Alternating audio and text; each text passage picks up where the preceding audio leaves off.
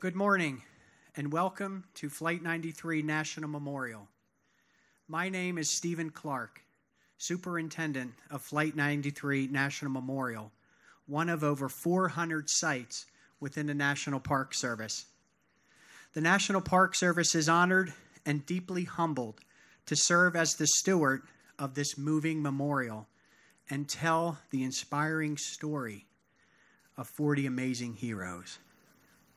On this day, 17 years ago, the passengers and crew members of Flight 93 bonded together and prevented their hijacked airplane from reaching its intended target in Washington, D.C., a mere 18-minute flying time from this very location. Ever since that moment, these special people have always been and will forever be remembered as heroes, extraordinary citizens who showed incredible courage under fire. On Sunday, we dedicated the Tower of Voices, located at the entrance to the park. It was an inspiring and powerful ceremony as we remembered their voices through an iconic cathedral serving as our welcoming beacon to this special place. Symbolically, these chimes will forever provide a voice for our heroes. Their voices are still with us, comforting those who mourn and encouraging all of us to follow in their footsteps, that being putting others before oneself. They truly sacrificed their own lives to save so many. Ladies and gentlemen, I'd like to acknowledge the many dignitaries and special guests who have joined us today. Thank you all for being here with us this morning for our annual observance.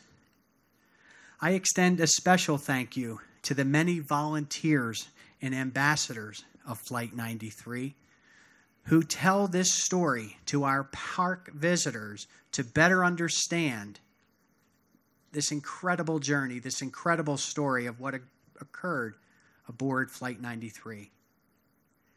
I'd also like to recognize Captain Stuart Batachansky and his entire crew there at the USS Somerset and all members of our military, those who have served and those who are currently serving this great nation, both here at home and around the world.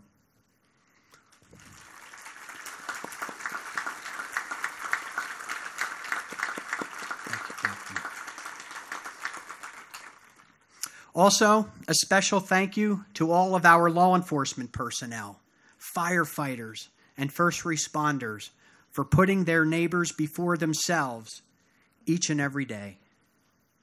Ever since the events of September 11th, 2001, thank you very much. Thank you.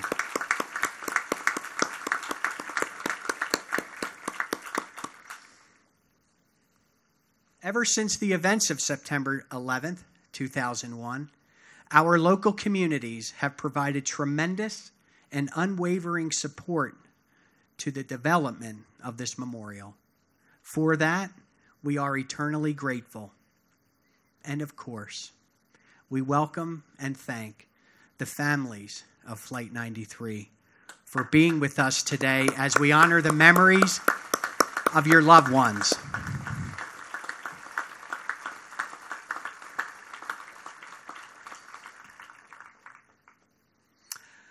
I am honored to have on stage with me the President of the United States of America, Donald J. Trump.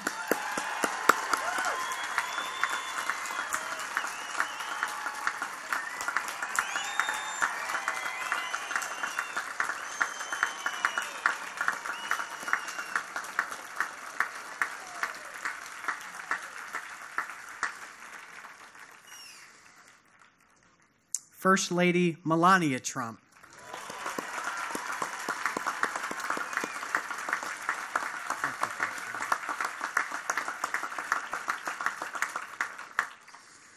The Secretary of the Department of the Interior, Mr. Ryan Zinke.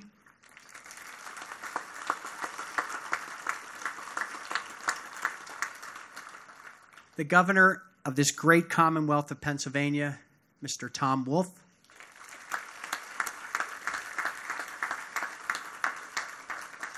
Former Pennsylvania Governor, Mr. Mark Schweiker.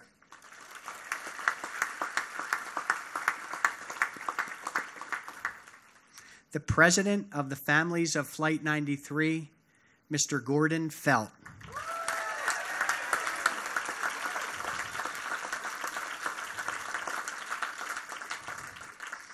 And finally, we are so grateful, Reverend, to have you with us today, Reverend Paul Britton.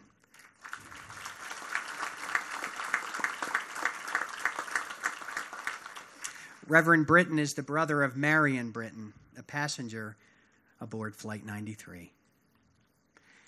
At this time, would you all please stand as you are able for the national anthem performed today by the United States Navy Band Brass Quintet. I ask that you please remain standing as Reverend Britton leads us in the invocation, followed by a moment of silence.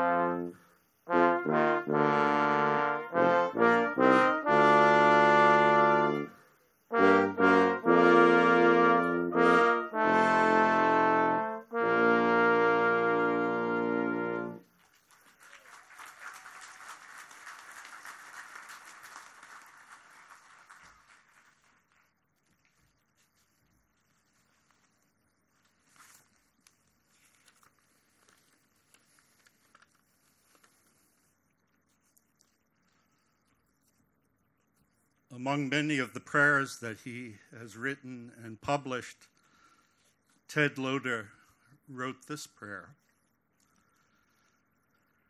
Empower me to be a bold participant rather than a timid saint in waiting. Help me not to wait in the difficulty of ordinariness, to exercise the authority of honesty rather than to defer to power or deceive to get it, to influence someone for justice rather than impress anyone for gain, and by grace to find treasures of joy, of friendship, of peace, hidden in the fields of daily life, the fields you give me to plow. Joshua, taking the people into a new land, was given a command 3 times. Be strong and of good courage. Be strong and very courageous. Do not be afraid. They, the 40, acted not subdued by the power of violence and not held back by the disease of fear. They, our 40, acted from a friendship formed in but a few minutes, from a peace of heart and mind in their newfound community. They, the 40, were strong and courageous on behalf of you and I and all others. For the love of others and by grace to protect others.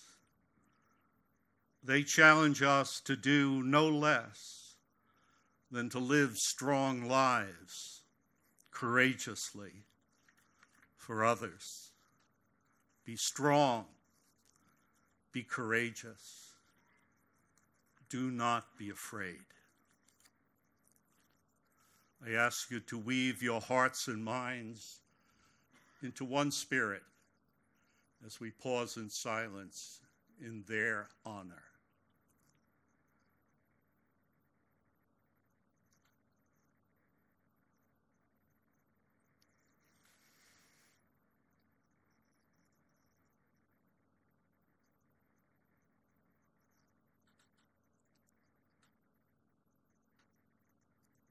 Amen and amen.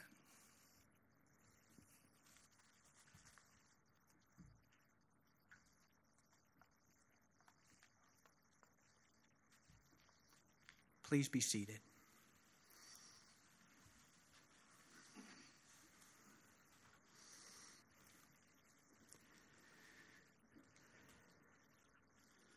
On this day, at this very special time, Flight 93 National Memorial's architect, Mr. Paul Murdoch, will lead the reading of the names of the passengers and crew members of Flight 93.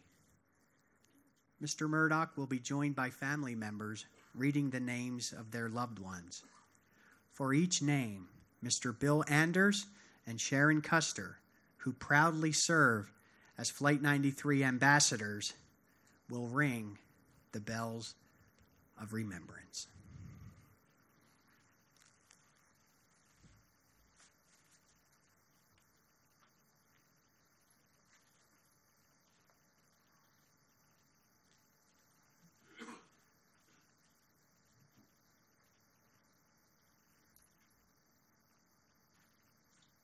Christian Adams.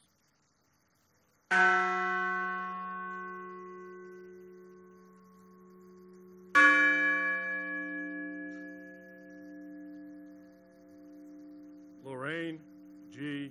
Bay.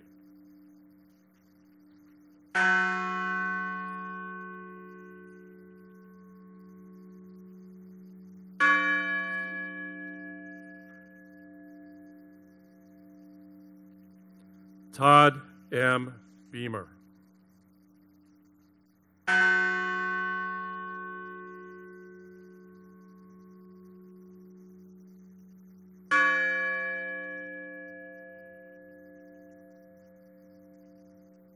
My husband, Alan Anthony Bevan.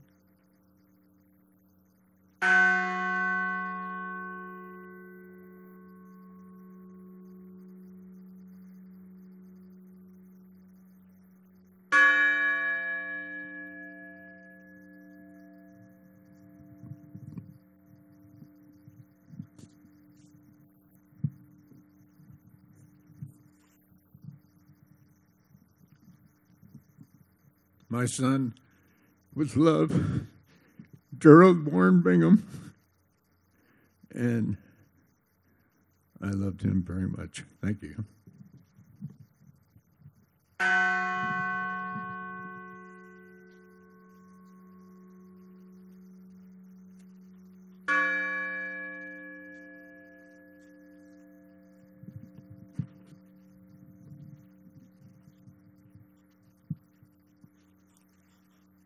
Diora Frances Bodley.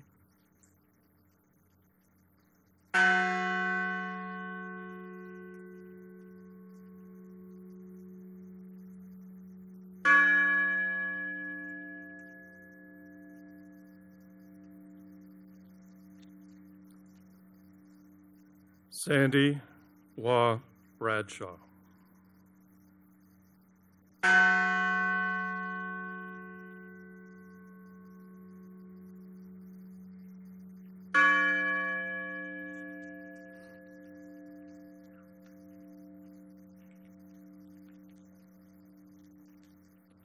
Marion R.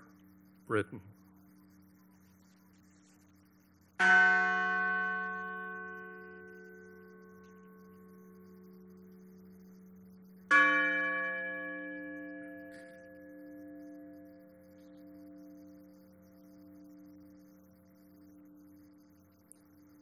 Thomas E. Burnett, Jr.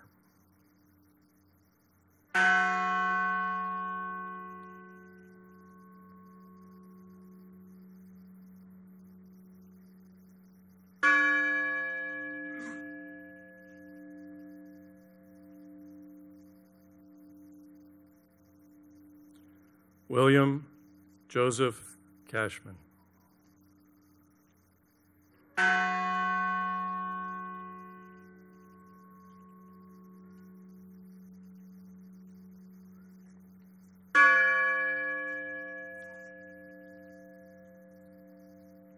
My sister, Georgine Rose Corrigan.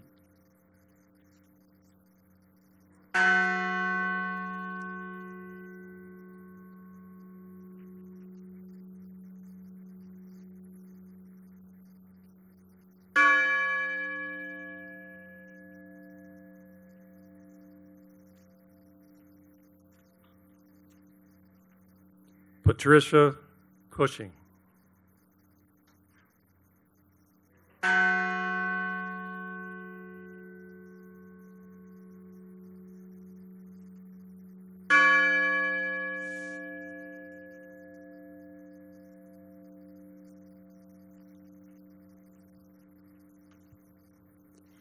Beloved son, father, brother, and cousin, Captain Jason M. Dahl.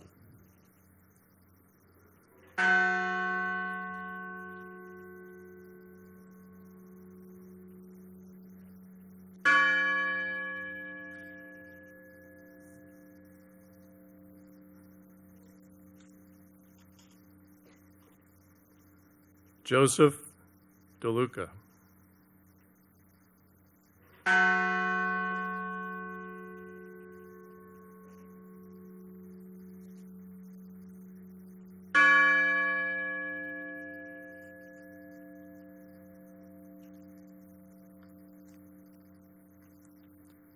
Patrick Joseph Driscoll.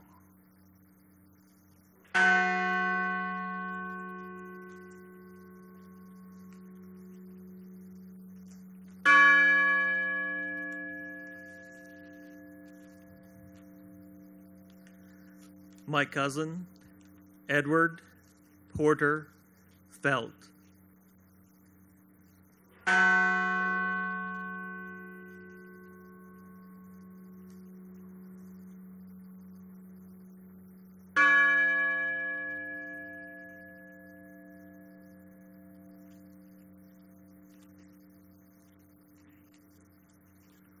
Jane C. Folger.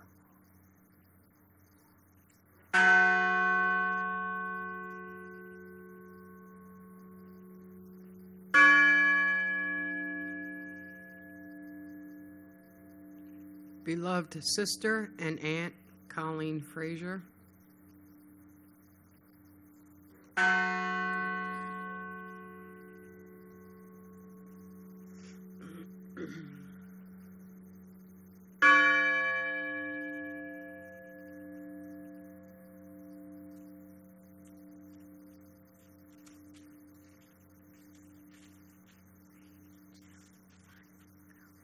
Our grandpa, Andrew Sonny Garcia.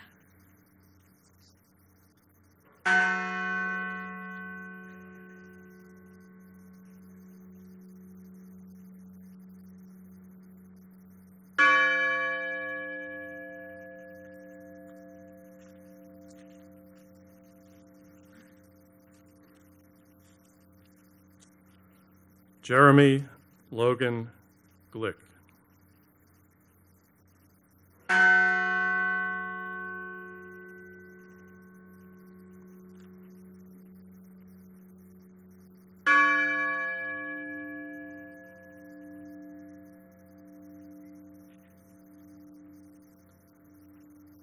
Kristen Osterholm White Gould.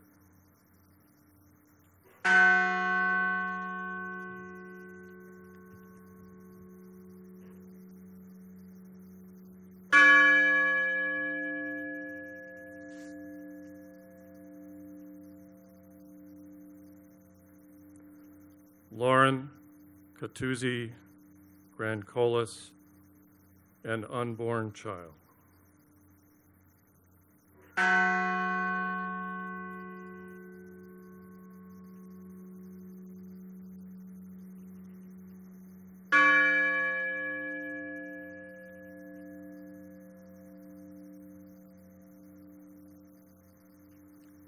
My best friend and sister, Wanda Anita Green.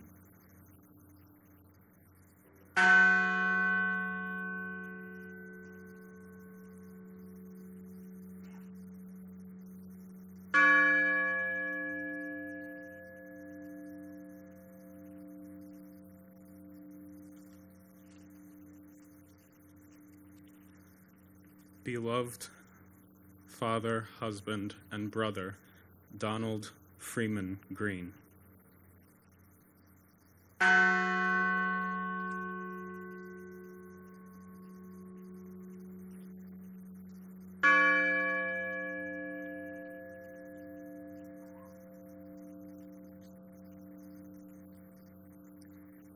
My sister, Linda Christine Gronlund.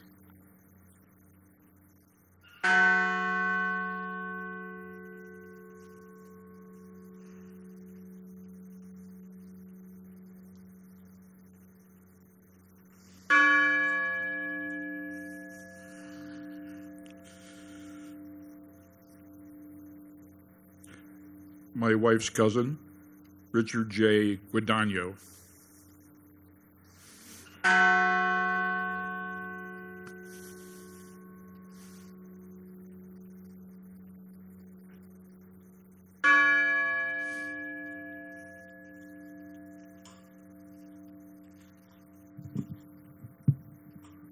My cousin, First Officer Leroy Homer.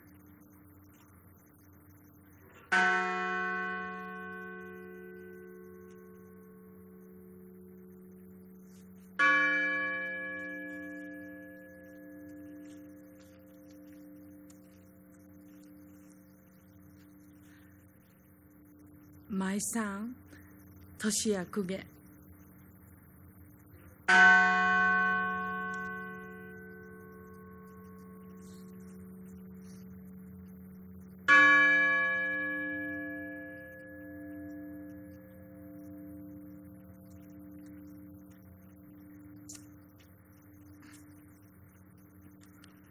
In memory of Carrie, I present the name of our daughter, who was a very loving mother to Jerome and Javon, a very loving sister to Tony and William, flight attendant, Cece Ross Lyles.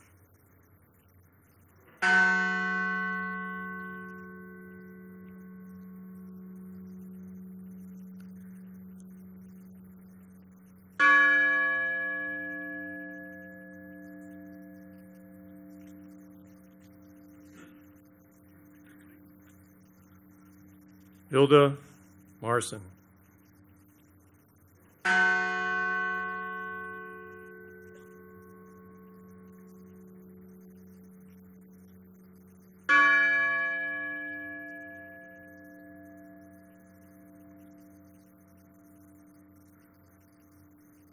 Waleska Martinez.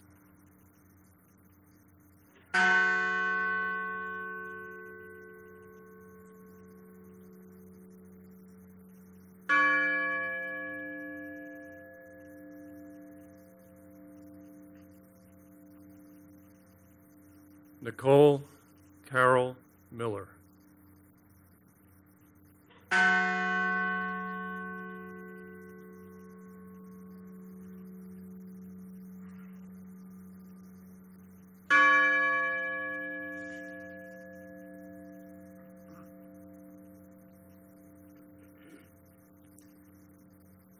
all of our brother, Louis Joey Nacky II.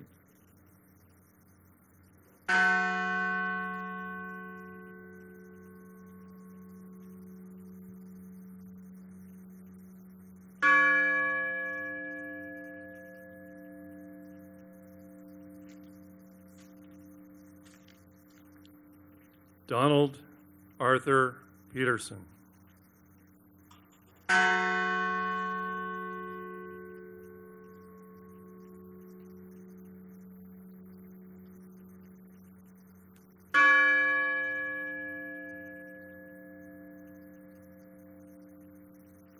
Jean Hoadley Peterson.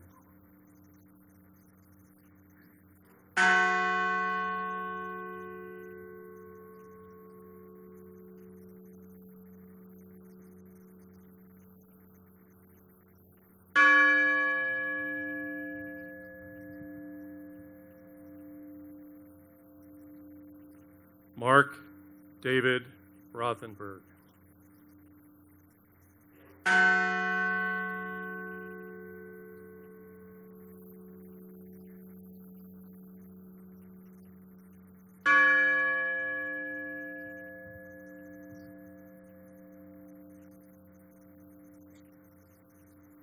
Christine Ann Snyder.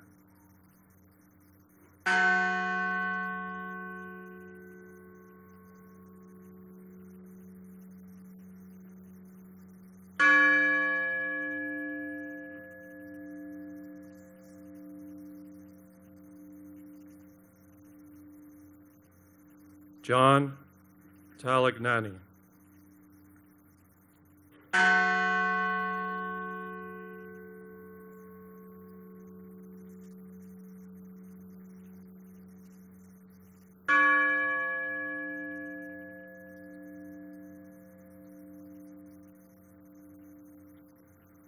Honor Elizabeth Wainio.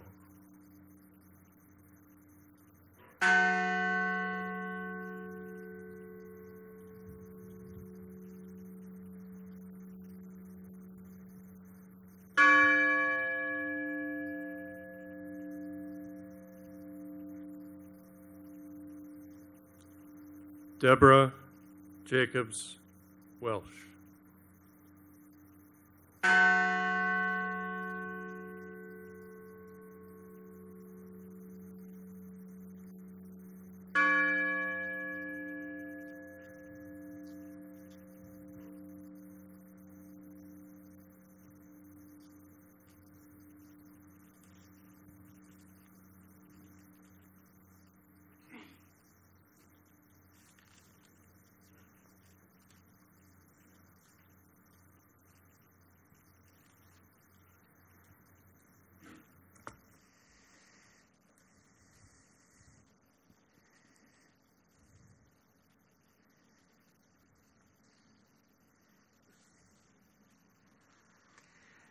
Thank you to all of the family members and to Mr. Paul Murdoch for assisting us with this very special tradition of the observance ceremony. We also thank Bill Anders and Sharon Custer for their part in ringing the bells of remembrance. In November of 1863, at the dedication of a new national cemetery in Gettysburg, Pennsylvania, not all that far from this very place, President Abraham Lincoln delivered the Gettysburg Address. Referring to the bravery of the soldiers in the Battle of Gettysburg, President Lincoln stated, "The world will little note nor long remember what we say here, but it can never forget what they did here." Those very same words could be said here at Flight 93 National Memorial. For when the passengers and crew members of Flight 93 learned that other planes had been used to strike the World Trade Center buildings and then the Pentagon, they voted to take action, refusing to let their airplane be used to inflict more damage upon this nation. In the process, they sacrificed their very own lives to save so many. Visitors who come to this memorial not only learn of the brave actions of those on board, but are inspired by them. Although they are missed by so many, they will never be forgotten. At this time, I'd like to introduce Pennsylvania Governor Tom Wolf. Governor Wolf was sworn in as the 47th governor of the great Commonwealth of Pennsylvania on January 20th, 2015. Following in the footsteps of Pennsylvania's governors during and after the events of September 11th, Governor Wolf has been a staunch supporter of this memorial. Ladies and gentlemen, please welcome Governor Tom Wolf.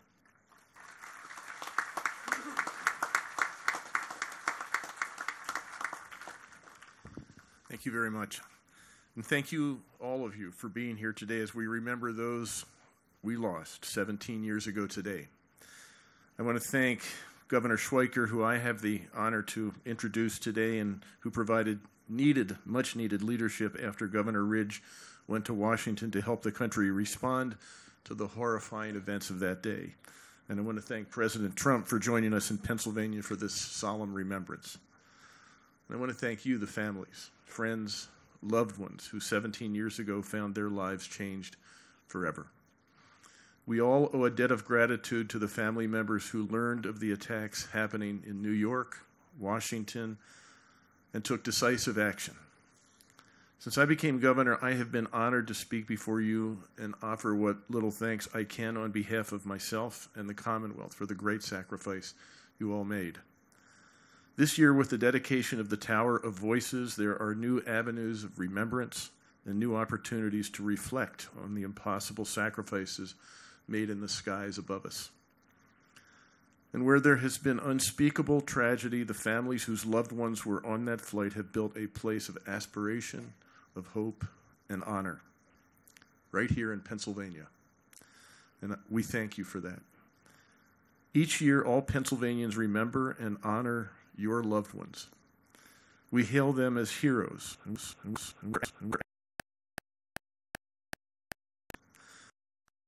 know, one of the most overused words in any language. We may bestow it this title too frequently. But the people who found themselves on Flight 93, the 40, in the skies above us, are in fact heroes. The first responders and everyday citizens that came to the crash site, they're heroes too. And they did these things in the most heroic fashion, the most laudable things imaginable. They did not know who they were saving. They did not know where the plane would lead or whose lives that plane might take. They only knew that their fellow Americans were at risk, and so they sacrificed everything for them. Their actions were heroic. Their sacrifice was patriotic. We all hope that faced with the same situation, we might make the same choices. But it's no guarantee because the people on that flight were truly special. They were truly heroes. So on behalf of all Pennsylvanians, I again give our deepest thanks and our most sincere gratitude. In the days following the attack, Pennsylvania was lucky to be led by individuals who rose to the challenge before them. They suddenly led a state that became a battlefield in a country beset by distress, with fear. But where there was uncertainty, they led with strength. Where there was division, they led with unity and common purpose. Where there was fear, they led with compassion. Where there was cravenness, they led with courage. And while they awoke with the same fear, the same worry for their families, their children, their wives and husbands that we all had in the days following the attack, they were stoic and they were strong. And they helped all of us rebuild our institutions along with our confidence. Governors Ridge and Schweiker and their colleagues nationally set a path toward recovery. And their dedication to this very site has given thousands of visitors a means to remember true heroism and real patriotism. And I thank both Governor Ridge and Governor Schweiker for their inspiration and for their service. And so it is with great honor that I introduce Pennsylvania's 44th governor, Governor Mark Schweiker.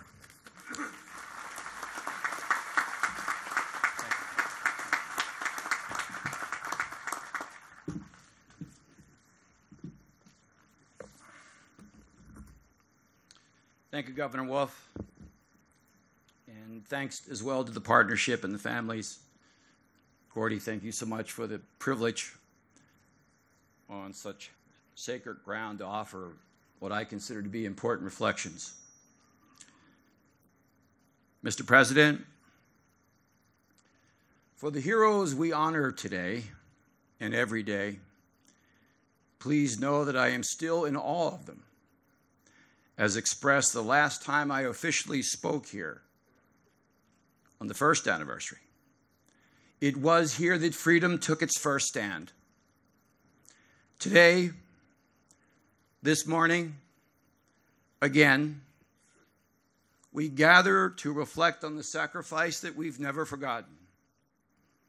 It's hard to believe that it's been 6,205 days since they defeated terror in the skies above.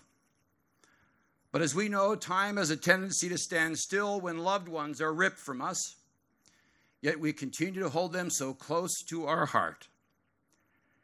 Back then, we made a pact that we would never forget, and we never have. I want you to know that at difficult times in my life, my thoughts go to them. Their sacrifice, their patriotism, their love for America was and remains so incredibly pure that it is difficult for many to grasp. Thomas Burnett Jr. told his wife, Dina, a group of us are getting ready to do something. I have to go. I love you. Goodbye. Gordon Felt's brother, Edward, called 911 to report the hijacking. In a moment of horror, he too was thinking of others. Deora Frances Bodley would be 38 years old today. That day, she was the youngest passenger on board. Deora's mom, Debbie, touchingly told a reporter in 2015, "It's important to me that the visitor sees what these 40 people took on to take a stand for freedom, to take the kind of stand that cost their lives. Maybe there will be some special thing they see about Deora that will inspire them." As I said to Debbie on Sunday at the dedication, we know how special your daughter is. We know how special they all are. And yes, they inspire us to this minute. That's why this moment together is so fitting and, if I may say, timely. As they did in the years leading up to 2001, our counterintelligence agencies are now watching attacks again in faraway places. The president's own director of national intelligence confirmed this just last week when he said they are growing increasingly aggressive. As we saw in Indonesia only a few months ago, men, women, and children, entire family units, are committing vile acts of terrorism. The threats remain very real. So we must remain vigilant, and we must prepare a new generation of leadership. As I've had at times the university responsibility to relate the Flight 93 story to Homeland Security grad students, reality set in for me not too long ago. The fact is, friends, our college students aren't old enough to remember firsthand what happened here. So, as I marveled at the Tower of Voices on Sunday, I cannot help but think of the biblical and oral storytellers of centuries ago and their own motivation. They traveled and met with countless people to voice recollections and stories of history that remain critical to their past and their future. In colonial times, these stories were shared at the village tavern. Decades ago, these narratives were told on porch steps from Nebraska to Pennsylvania and beyond. Their job, often self-chosen, was to ensure people did not forget the events that shaped their lives and cultures. Might I suggest, then, that these chimes, Paul, on this sacred ground, help tell the story of 40 brave souls who came together by chance, sacrificed to provide protection, and in so doing, changed our world. It's as if these chimes musically ring in our ears with 3 striking notes.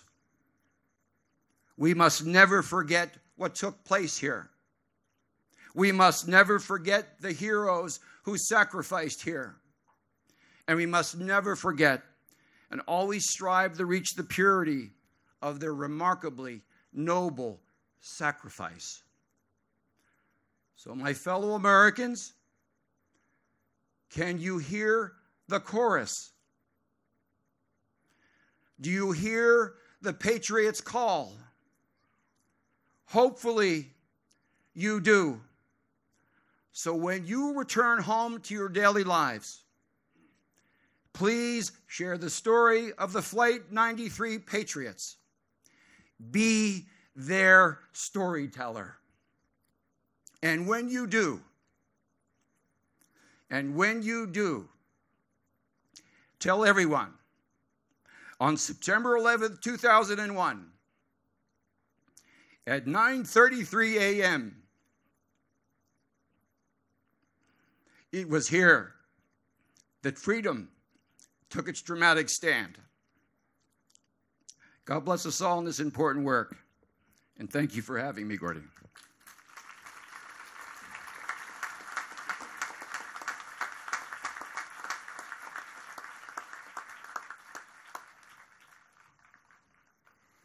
Thank you, Governor Wolf, Governor Schweiker, for your very powerful and heartening words. At this time, I would like to introduce Mr. Gordon Felt, President of the Families of Flight 93.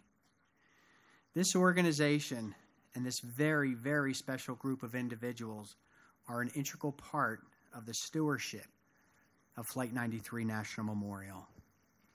On September 11th, 2001, Gordon's eldest brother, Edward P. Felt, was killed aboard Flight 93 as the passengers and crew members fought to retake control of that airplane. Since those early days, as our country struggled to make sense of the loss of thousands of our citizens, Gordon has served as the spokesman for the families of Flight 93. Ladies and gentlemen, please join me in welcoming Mr. Gordon Felt.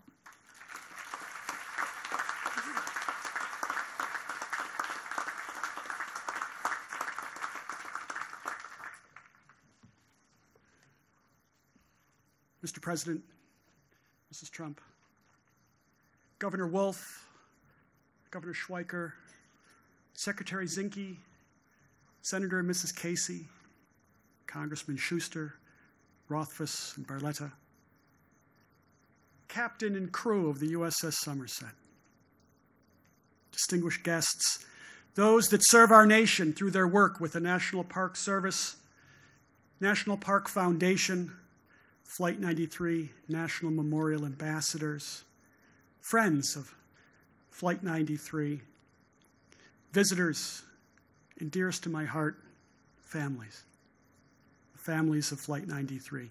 I welcome you to our annual service to honor the 40 extraordinary heroes of United Flight 93. 17 years ago, I and scores of other family members that had experienced the tragic loss of a loved one on September 11th, 2001, were loaded onto buses and escorted along country roads lined with first responders saluting at attention, and families with children waving flags, hands over their hearts as a gesture of respect for those that we family members lost in what has been referred to as that first battle fought against this current brand of terrorism on American soil. Our destination was a site just behind us on the Western Overlook. At that moment when we first looked out over a field torn asunder, smelling of jet fuel, burned and gravely wounded, we and our country were grievously injured, hurting, angry, devastated, confused, and cast adrift into a world that offered only uncertainty, violence, and fear. Little did we know in that moment that the choices our loved ones made during the final 35 excruciatingly terrifying minutes of their lives, as well as the actions being taken on the ground in New York City and at the Pentagon, little did we know that they would serve to inspire a nation and reaffirm a standard of exceptionalism inherent in those that understand the unrelenting nature of freedom-loving peoples. This memorial is dedicated to preserving the stories of the 40 heroes of Flight 93 and their collective actions. Our newly dedicated Tower of Voices stands at the entrance of this great memorial, defiantly, reminding us of how 40 strangers came together, planned, prayed, voted, and chose to fight, foiling one prong of a terrorist attack against our country 5 years in the making. They were not passive. They did not sit back and let events unfold before them. They did not cower. Because of their actions, further loss of life was averted, and the preeminent symbol of our democracy was preserved. This Flight 93 National Memorial was designed to not only honor their memory and enshrine the history of September 11, 2001 for future generations, but to also inspire those that take time to bear witness to their sacrifice. 35 minutes, a fraction of an hour, a lifetime to our loved ones. 35 minutes during which a choice was made, the course of history was changed, and a more devastating impact of the terrorist attack against our country was averted. I'm often asked what, if anything, can we learn from the events of September 11th? It's a complex question and one that could provoke hour upon hour of discussion, leading to many tangential responses. However, I firmly believe that the heroes of Flight 93 set a standard, reminding us what we instinctually know to be true, but all too often neglect to realize. The diverse individuals aboard Flight 93 the morning of September 11th, 2001, could easily have been any one of us. They ranged in age, from the unborn to those enjoying retirement, from varying backgrounds, professions, ethnicities, countries, and religions, whose diversity clearly added significant value to the choice that they made. When faced with a challenge that hopefully far exceeds anything that most of us will ever have to face, they were able to come together in mere minutes, not as 40 individuals, but rather as one unified force. They chose to stand together and fight as a single, united group. In their case, it was a hastily planned attack to retake control of a plane. On the ground in New York and at the Pentagon, it was a choice to run into buildings, or if already there, to assist others from fiery infernos on the verge of collapse. How do we honor these heroes? How do we help keep their memory alive so that they can continue to motivate us and impact the course of our history? The answer, as I've been trying to articulate for years, is by choosing to do so. We have to choose to actively remember. There should never be a time when we willingly sit back and opt to remain idle when evil threatens our freedom. We have to choose to be inspired by the collaborative actions of our heroes. And most importantly, choose to rise up and be better, as our loved ones did in their final moments. They deserve no less. And we, as freedom-loving people, can afford no less. For if we choose to forget the lessons learned on September 11th, 2001, through neglect, apathy, or distraction, we will become less honorable, less heroic, and less free. Thank you.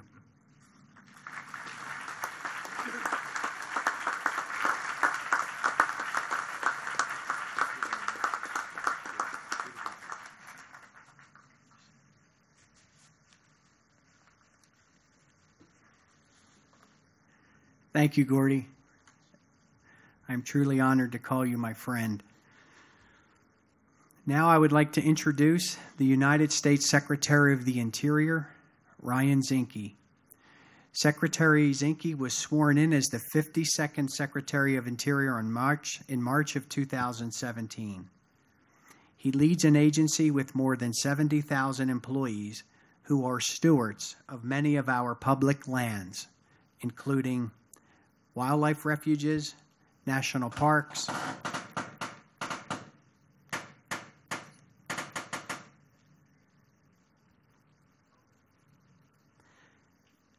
national memorials, such as this one.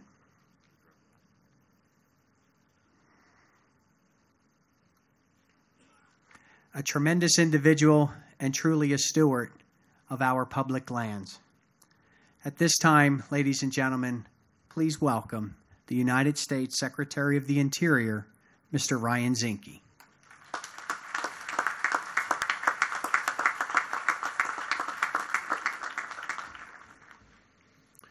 It's been 17 years now since September 11th, 2001. And most of us remember where we are and where we were on 9/11. For me, I was a Navy SEAL instructor. I recall looking in the eyes of the young SEAL candidates and knowing at that time their lives would change forever. The last lines of our national anthem tell us that America is the home of the brave. And on that day, courageous patriots exemplified that bravery in the aisles of Flight 93. Though it's been 17 years, the pain of their passing remains.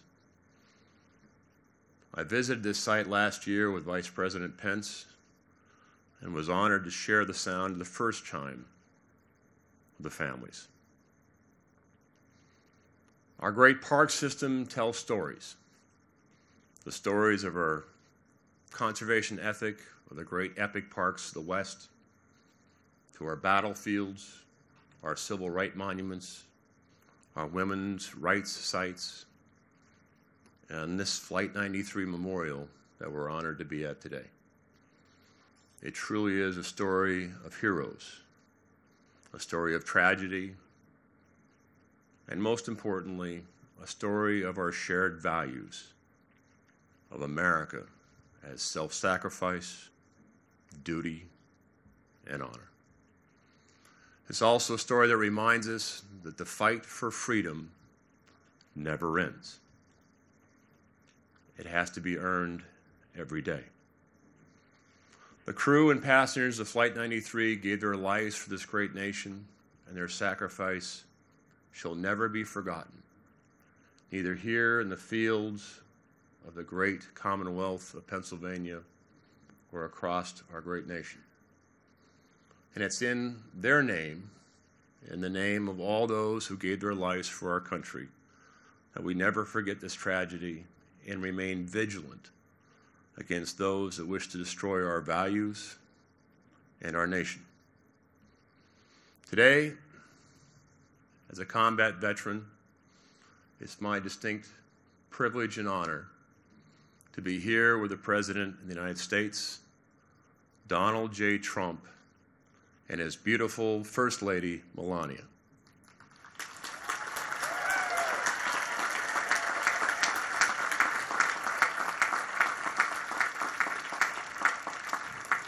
And I would like to thank Donald Trump, President Donald Trump, for his leadership on national security, his support of law enforcement, first responders, and his unwavering support of protecting our borders.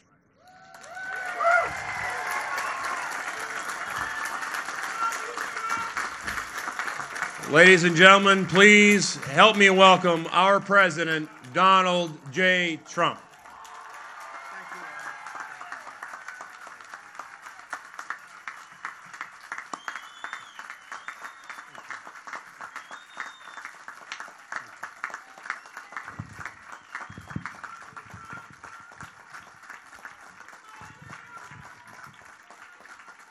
Thank you very much. Thank you very much, Ryan. So beautiful. We're gathered together on these hallowed grounds to honor the memory of nearly 3,000 souls who were murdered on this day 17 years ago.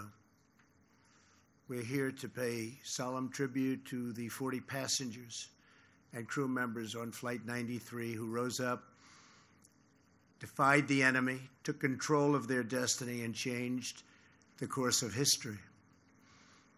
Today we mourn their loss, we share their story, and we commemorate their incredible valor.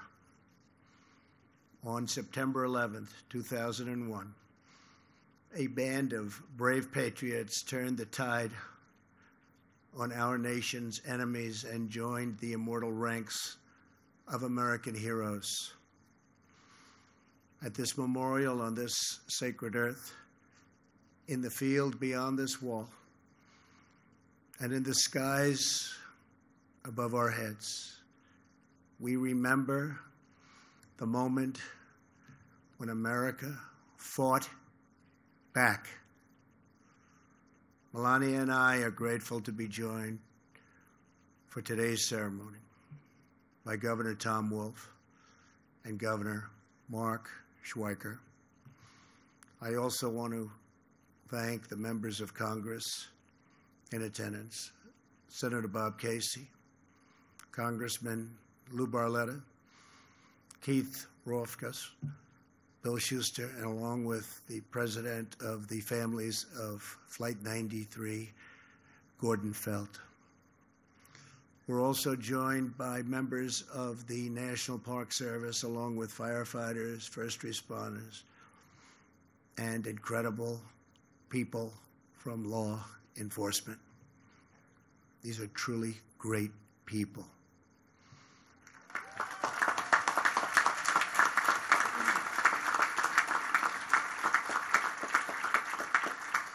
Some of you here today answered the call and raced to this field 17 years ago. You fill our hearts with pride, and I want to thank you on behalf of our country. Thank you very much.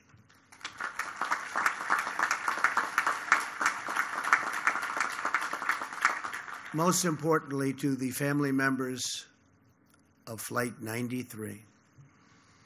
Today, all of America wraps up and joins together. We close our arms to help you shoulder your pain and to carry your great, great sorrow. Your tears are not shed alone, for they are shared grief with an entire nation.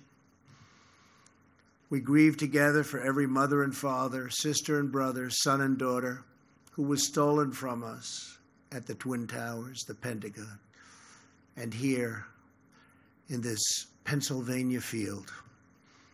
We honor their sacrifice by pledging to never flinch in the face of evil and to do whatever it takes to keep America safe.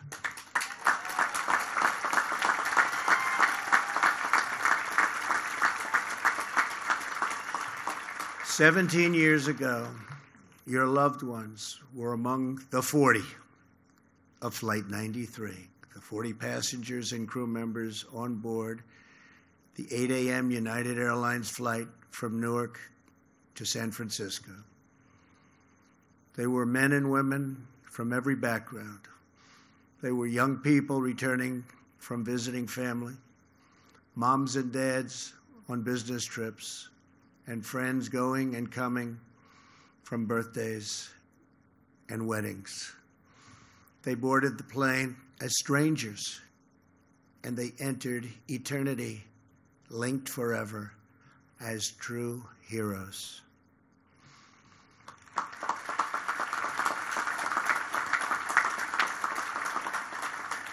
Soon after takeoff, Flight 93 was hijacked by evil men bent on terror and conquest. Passengers and crew members began using their phones to call home.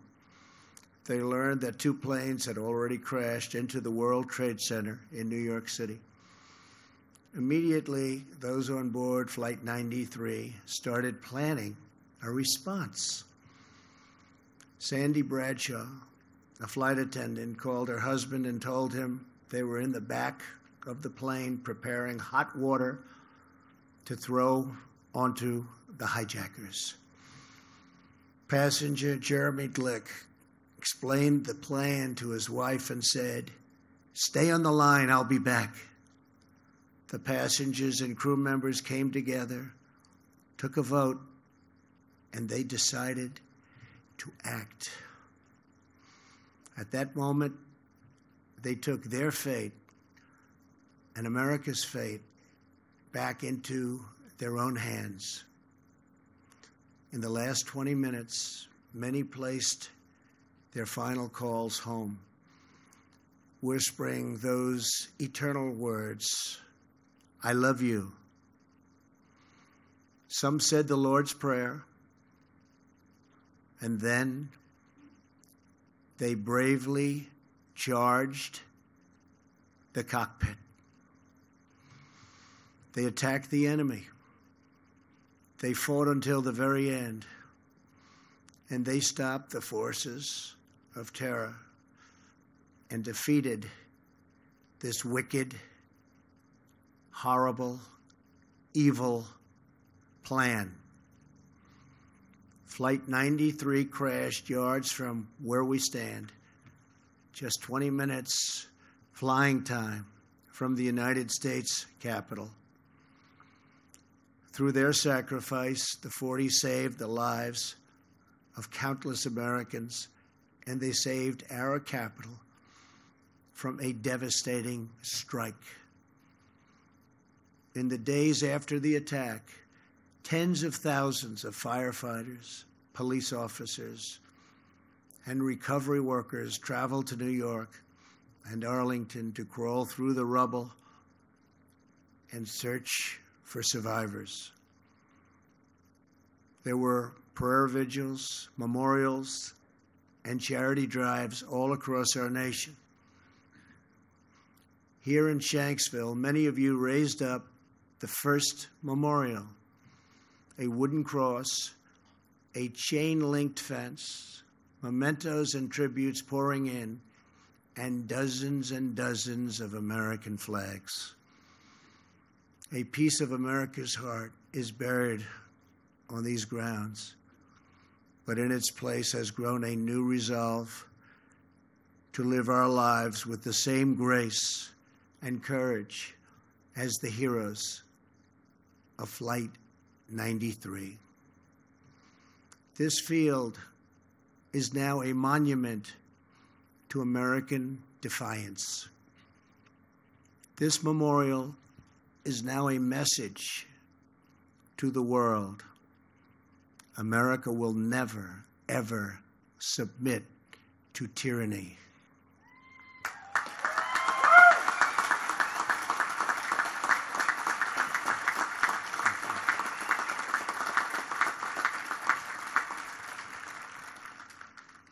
Since September 11th, nearly 5.5 million young Americans have enlisted in the United States Armed Forces. Nearly 7,000 service members have died facing down the menace of radical Islamic terrorism.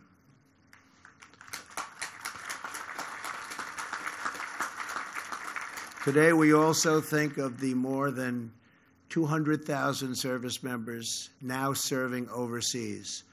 And we think of every citizen who protects our nation at home, including our state, local, and federal law enforcement. These are great Americans. These are great heroes. We honor and thank them all.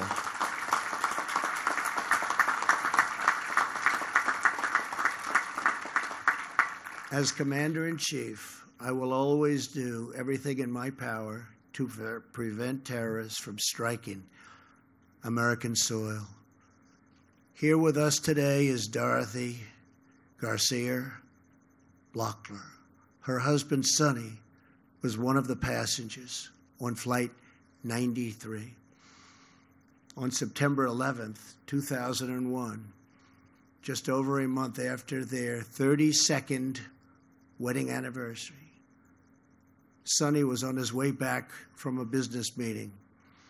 He called Dorothy, who he loved so much, called her on the plane and uttered her name before the line went dead silent. In the days after the attack, Dorothy told the investigators there was only one thing she wanted from this field: her husband's wedding ring. They would know it by the inscription etched inside. "All my love," it said, followed by the number 8269, the date of their anniversary. The officers, great people, promised to try, but in this field of records, it seemed certainly impossible. Dorothy began to pray, and she asked her friends to do the same. Days went by, then months. Still no ring. A week before Christmas, on December 19th, she heard a knock at the door. Two officers were standing with a really beautiful, to her, she saw it was so beautiful, she knew what was happening. A beautiful, small white box. Inside it was a wallet, a luggage tag, a driver's license, a small bag with the wedding ring inscribed with those three precious words: "All my love." Those words echo across this field. And those words tell the story of 40 men and women who gave all their love for their families, their country, and our freedom. To Dorothy and to every family here today, America will never forget what your loved ones did for all of us.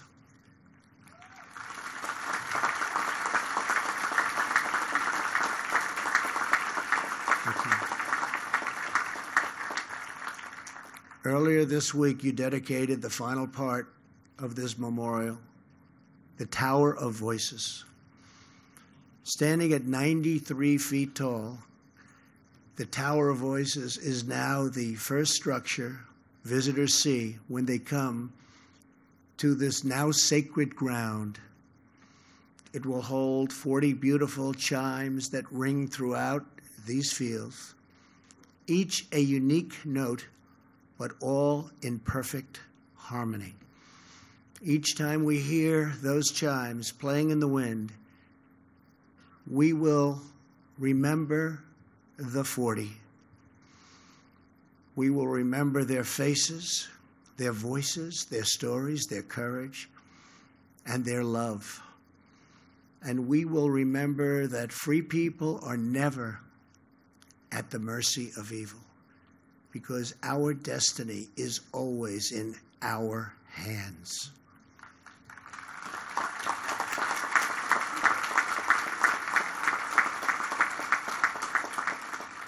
America's future is not written by our enemies. America's future is written by our heroes.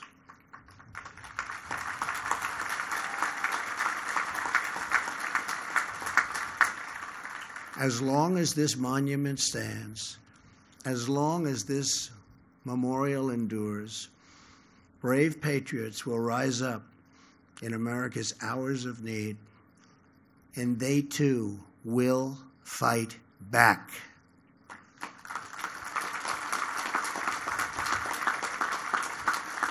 "17 years ago, 40 incredible men and women showed the whole world that no force on earth will ever conquer the American spirit. We treasure their memory, we cherish their legacy, and we ask God to forever bless the immortal heroes of Flight 93. Thank you. God bless you. God bless the families, and God bless the United States of America. Thank you very much. Thank you. Thank you very much. Thank you. Thank you, Father. Thank you. Thank you very much. Thank you.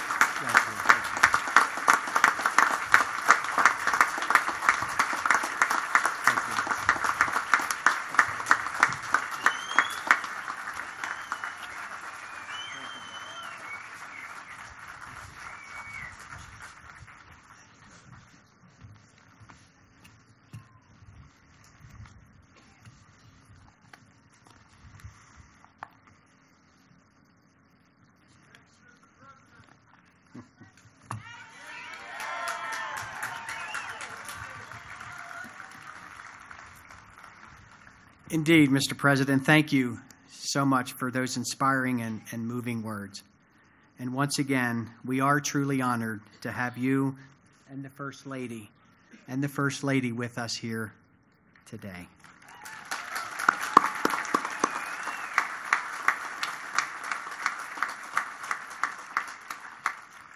Ladies and gentlemen, at this time, we ask that you please remain seated to allow the speakers the opportunity to personally reflect on this solemn ceremony inside the Visitor Center.